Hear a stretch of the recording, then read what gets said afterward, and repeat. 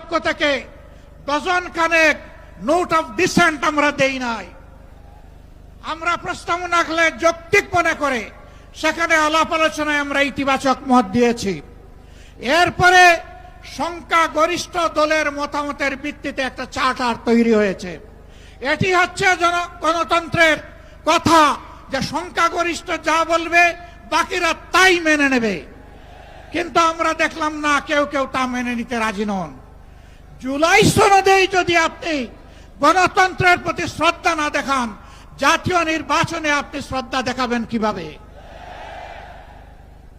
এই জায়গায় আসতে হবে। সকল বায়না ভুলে যান। জুলাই শহীদের রক্তের প্রতি সম্মান দেখান।